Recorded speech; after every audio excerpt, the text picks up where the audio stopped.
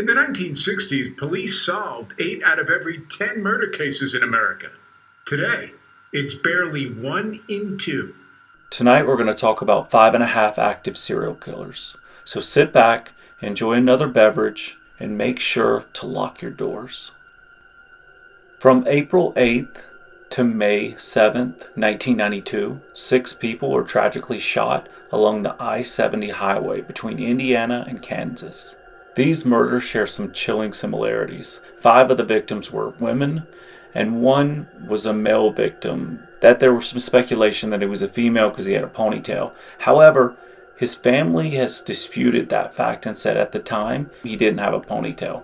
But he was working at a retail store named after his mother, and it was a woman's name, so that played into the killer's decision, supposedly. All victims were brunettes, and all worked at small retail stores. The murders were carried out with a .22 caliber firearm, and there were no indications of sexual assault or significant theft. In many cases, the killer would order his victims to the back of the store before taking their lives. Witnesses provided the police with a basic description of the suspect, who was seen entering the stores just before the murder.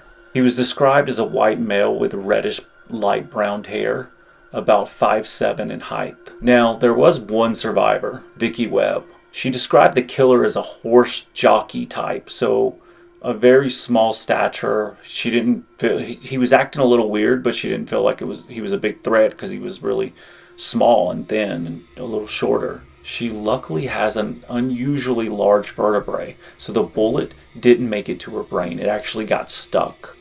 Despite the passage of over 30 years, the I-70 murders remain unsolved. In late 2021, law enforcement officials released an updated sketch of the suspect, but this time with his age reflecting the image, what he might look like 3 decades later. Now, one key to this case is the firearm that he was using.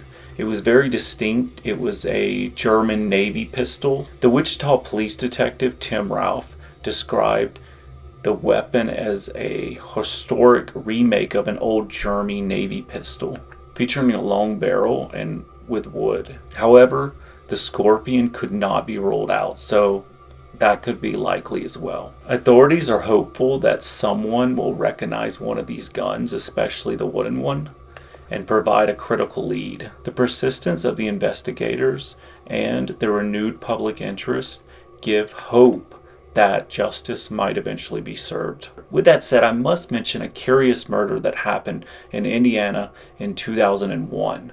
With some similarities, many speculate that it actually is the I-70 killer. However, that could not be confirmed. The murderer waits until no one is in the area and arrives at the 7th and 70 liquor store and demands money, after which bringing the victim to the back of the store and killing him. Luckily, this was caught on camera.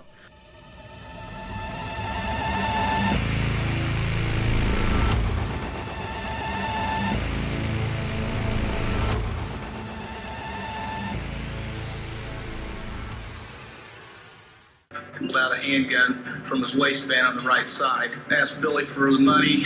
Billy then brought out the cash register drawer, set it on the counter.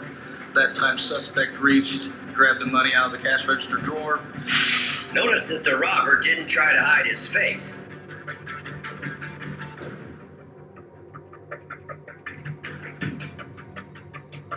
What happens next is shocking.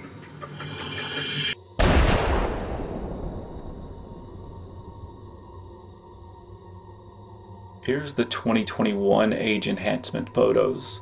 He's between 52 and 70 years old today.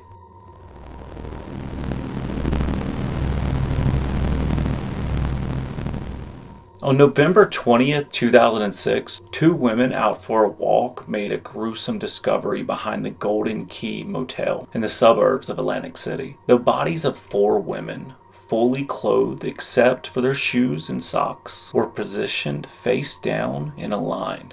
All of the victims were believed to be strangled to death. However, 2 of the victims were so decomposed that they couldn't determine the cause of death. This methodical and chilling crime scene earned the unknown perpetrator the nickname Eastbound Strangler, because all of the victims were facing east. At the time of the discovery, there was no shortage of suspects. Investigators thoroughly examined numerous leads, yet one by one, the potential suspects were cleared. As the years passed without an arrest, the case went cold, but authorities remain vigilant and technically the case is still open. Of course. So first off, can you kind of break down what we know about the cases of the Eastbound Strangler?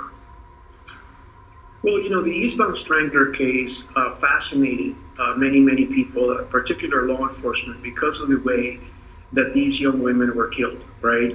They were strangled, and they were also lined up facing east, about 60 feet apart from each other. So whoever committed this crime actually did so in a way that he or she purposely wanted law enforcement to know that they were disciplined, that they knew what they were doing, and they had done this intentionally.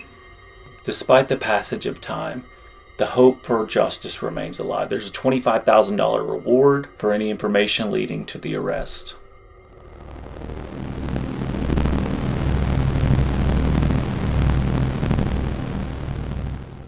The West Mesa murders. Central Avenue in Albuquerque, New Mexico, has long been known as a high crime area. Starting around 2001, women began disappearing from the area at an alarming rate. Nearly a decade later, on February 2nd, 2009, a woman walking in the West Mesa area made a horrific discovery. A human bone. This discovery led to uncover a mass grave containing the remains of 11 women and one unborn child. These victims became known as the casualties of the West Mesa Bone Collector. With that said, it's unclear if these murders were from a single individual or a sex trafficking ring in the area.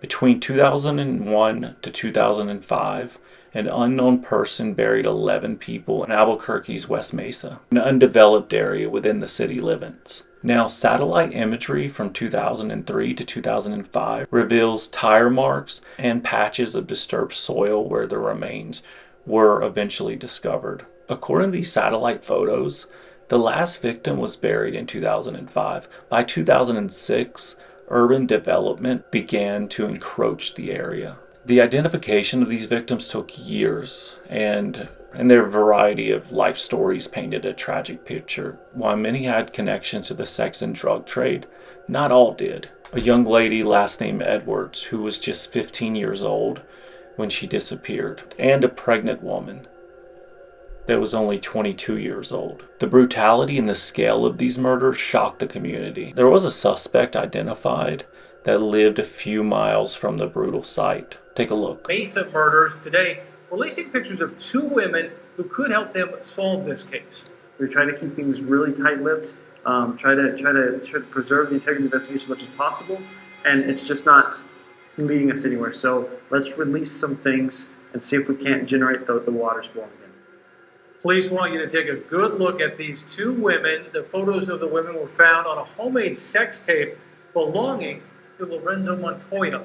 Police say these women could provide solid evidence connecting him or clearing him of the crime. Everyone says that Montoya and Blair are the premier suspects. Not an unfair assessment, but there's still another 6 or 7 men out there who we haven't been able to clear officially. Montoya was shot and killed in 2006 by a prostitute's boyfriend after Montoya strangled her in his home. 3 years later, the bodies of 11 women and a fetus were found buried near 118th Street in Dennis Chavez. Police say all of them had gone missing before Montoya was killed. Despite the extensive investigation, interviews, and numerous suspects, the identity of the West Mesa Bone Collector remains a mystery. Before we jump to number 4, I want to thank the sponsors of this video, Glow Neo. Glow Neo makes custom neon signs. Here's a few of my favorites.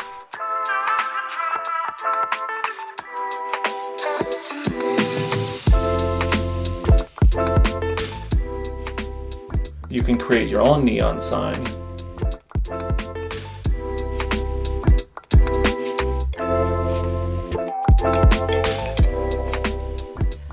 Or you can submit a business logo and then they'll make you a custom neon sign.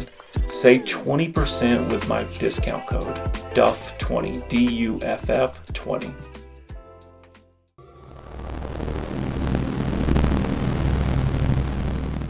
Chicago Strangler. In 2019, the Chicago Tribune reported the information of a dedicated task force to investigate a series of unsolved murders that they believed were pointed to a serial killer operating within the city. The task force was established around 2017, and the Tribune reported on it in 2018. This serial killer was connected to about 75 women killed by suffocation or strangulation between 2001 and 2017. Many of the bodies were disregarded in abandoned buildings and alleys. Now, as the investigation gained public attention, pressure mounted on the police to take more action. A report highlighted most of the victims. They were mostly black women. In 2018, 4 additional women were killed in a similar manner, fueling a deeper outcry for a more thorough investigation. Despite these efforts, the police initially resisted the notion of a serial killer, but eventually admitted that it was a distinct possibility. In late 2021, a docu-series was released called The Hunt for the Chicago Strangler on Disney+. It brought a renewed focus on the unsolved cases. The documentary highlights the personal stories of the victims. To kill me. So I just stopped moving and acted like I wasn't breathing. When I first heard about it, it almost sounded like an urban legend. There's no way multiple black girls have been killed in similar ways and no one's looking for them. Strangulation, asphyxiation, every single one of them done the same way. These are not random acts of street violence. Okay, so is there any marks or anything on her? No, there's something wrapped around her neck. There's something wrapped around her neck. It screams serial killer. Is it possible that one person is responsible for more than one of the cases? Of course it is. We just don't have the evidence to support that yet.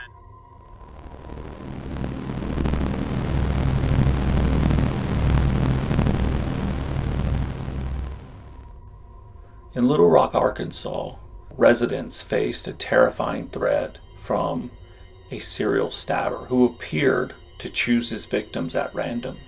Between August 2020 and April 2021, 4 attacks occurred, 3 of which were fatal. The first victim, 64-year-old Larry McChristian, was killed in August 2020 around 2 a.m. He was stabbed multiple times on a stranger's porch.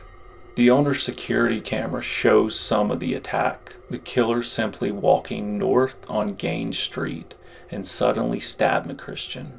And what's more, the killer walks away from the stabbing and within a few minutes comes back to stab him again. Maybe he didn't think he finished the job or something, who knows. The case went cold and the neighbors offered a $10,000 reward to anyone that provided information leading to the arrest. The second victim, 62-year-old Jeff Welch, was attacked and killed about a month later. A friend found the 62-year-old slumped down on the porch with 2 punctures to the neck. The autopsy ruled it a homicide. After a brief period of silence, the killer struck again, stabbing 43-year-old Deborah Walker 15 times on April the 11th, 2021. This was the killer's first attempt at a female victim. Walker took 15 stab wounds and surprisingly survived the attack. During questioning, she didn't offer much details, but she did describe the attacker as 6 feet tall, slender, black male. She said the killer approached her and randomly started stabbing her. The following day, a few blocks away, 40-year-old Marlon Franklin lost his life. The attacker struck again. These attacks all occurred early morning hours. The random nature of these attacks made the case particularly challenging for the investigators. Unlike most serial killers that target a specific victim type, the Little Rock stabbers' unpredictability made it difficult to establish patterns and motives. Nonetheless, the investigation is still open.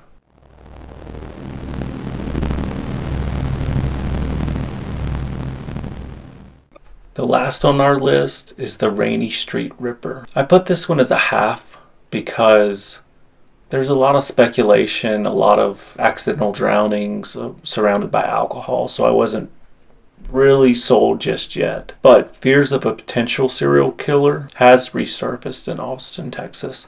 Since 2022, these puzzling discoveries continue to perplex the community, the residents and authorities alike. To date, 12 bodies have been discovered from the reservoir and the surrounding areas, sparking concern that there's a killer out there. Dubbed the Rainey Street Ripper. Despite these findings, Austin police have dismissed the possibility of a serial killer, citing a lack of evidence to support the case. Instead, they point to the nearby alcohol-fueled nightlife scene and the lake's easy access points as a possibility of explanation for the drownings. According to police, several of the deaths have been linked to accidental drownings. Now, one death was confirmed a homicide after the victim was shot while driving, and then he drove his truck into the lake. Well, there's a bartender that says she believes that there's a killer out there, and one man that was pushed off a bridge plunging 25 feet into the water claims that it could have been a killer.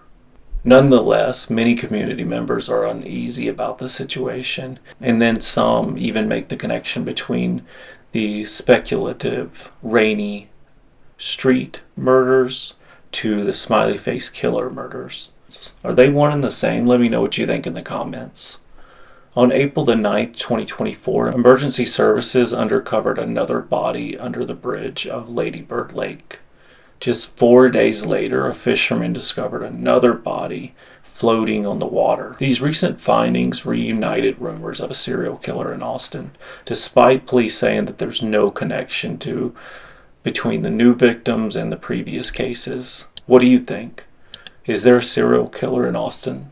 And those are my 5.5 active serial killers. Did I miss someone, or did you have your own list you want to share? Please share it in the comments. Also, feel free to follow me. I added my social links in the description. Until next time, I hope you enjoyed. With love, thank you.